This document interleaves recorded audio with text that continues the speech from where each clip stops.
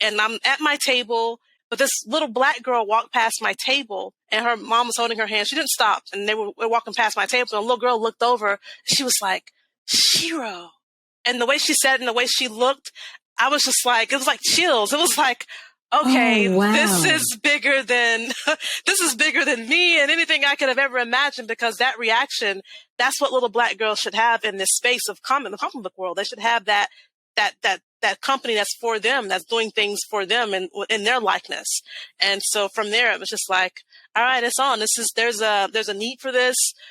There's a gap in the industry that's not being filled, and it doesn't seem like they're trying to fill it. So let me step on in here and do what I do. Make black girl magic happen.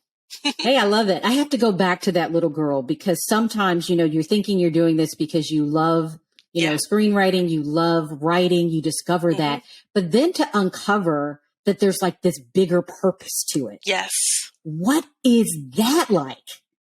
That is what keeps me going. That is what, for any negative thing that comes to me about my company or about my books, is like, this is a purpose. This is bigger than you and me. So nothing you say is going to deter me. Nothing you say is going to downplay what I'm doing. Like, this is a God thing. Like, I'm supposed to be doing this.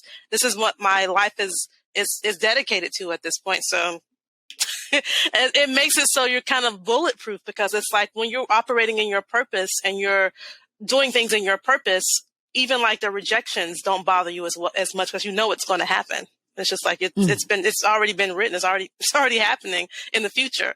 It's just getting there.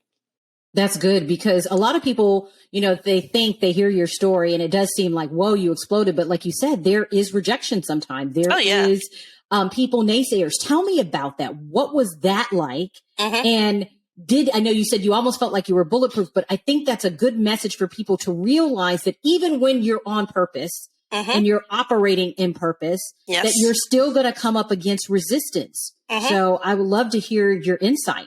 I applied to probably over $1 million in grants last year and didn't get one. I got one, and then that grant is happening this coming week. So it wasn't even happening in that year. So it's like the grant's not happening until this week. I'm going to Goldman Sachs for the 1 Million Black Women Black in Business initiative.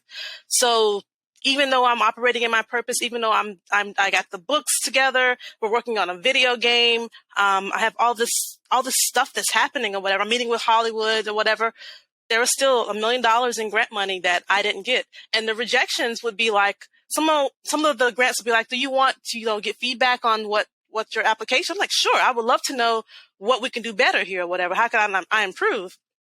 But even the rejections were like, oh, this is such a wonderful idea. So I'm just like, wait, you rejected me, but then you're going on for paragraphs talking about how great this is.